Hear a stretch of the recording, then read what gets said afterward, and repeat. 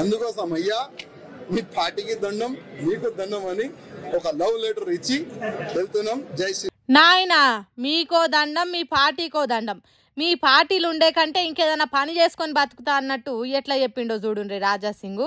ఎప్పటికీ ఎంఐఎం పార్టీల మీద ఫైర్ అయ్యే రాజాసింగ్ ఇప్పుడు సొంత పార్టీల మీదనే గుస్సా చేస్తున్నాడు. బీజేపీ పార్టీని తల్లి కంటే ఎక్కువ ప్రేమిస్తాడు. అసొంటిది రాజాసింగ్ పార్టీల నుంచి ఓవుడేంది అనుకుంటారు అందరూ. ఈ పార్టీల నుంచి బయటికి పోయి ఇంకే పార్టీల షేరికైతాడు, షేరినా ఉండగలుగుతాడా అన్నట్టు ఆలోచన చేస్తున్నారట.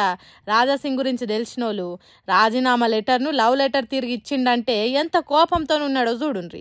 ఇంతకు ఈ కోపం దేనికోసం అనేది మీకు ఇప్పటికే అర్థమై ఉంటది. కానీ మళ్ళీ ఒకసారి రాజాసింగ్ మాటలలోనే ఇందాం పాండ్రి.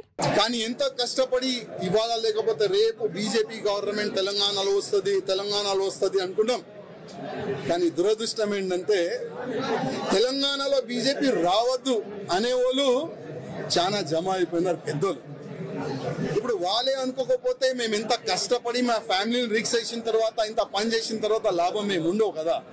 ఇన్నరా మా కుటుంబాలను కాదని పెండ్లాం పిల్లలను వదిలిపెట్టి పార్టీ కోసం ఎన్నో త్యాగాలు చేసినాం, కష్టపడి పని చేసినాం. తెలంగాణలో బీజేపీ ప్రభుత్వం రావాలని కోరుకున్నాం. కానీ కొంతమంది తెలంగాణలో బీజేపీ ప్రభుత్వం రావద్దని కోరుకునేటోళ్ళు ఒక్కటైనరు. వాళ్ళకే ఢిల్లీ పెద్దలు పెత్తనం ఇచ్చిండ్రు. ఇక అసొంటప్పుడు మా త్యాగాలకు మా ఆరాటాలకు ఇలువెక్కడున్నది అన్నట్టు చెప్తున్నాడు రాజాసింగ్. అయితే ఇట్లా రాజాసింగ్కు పార్టీ మీద అలుగుడు, పార్టీ సస్పెండ్ చేసేటట్టు మాటలు మాట్లాడు మళ్ళా తర్వాత అదే బీజేపీ పార్టీలకు వచ్చుడు అలవాటే రాజాసింగ్కు. ఎన్ని రాజీనామాలు చేసినా ఎన్ని సస్పెండ్లు చేసినా రాజాసింగ్ బీజేపీ నిడిచి వేరే పార్టీలకు పోయేటోడు కాదు. అందుకే కావచ్చు పార్టీలు కూడా పట్టి పట్టినట్టున్నారు. కొందరు బుజ్జగించే పనులు చేస్తున్నారట. కానీ రాజాసింగ్ ఒకళ్ళు చెప్తే వినేటోడు కాదా.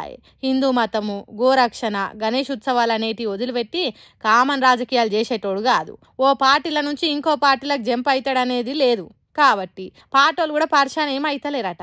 అందుకే ఇట్లా రాజీనామా చేయగానే అట్లా పార్టీ యాక్సెప్ట్ కూడా చేయలేదట. పార్టీ అధ్యక్ష పదవి రానందుకు కోపం కొద్ది అట్లా చేసిండు. కానీ బీజేపీ అంటే తనకు ఎంత ఇష్టమో తెలుసు. తను పార్టీని వదిలిపెట్టి ఎక్కడికి ఓడని అనుకుంటున్నారట. రాజాసింగ్ గురించి తన ఆలోచన గురించి తెలిసిన వాళ్ళు. ఇక ఏమవుతుందో ముందు ముందు.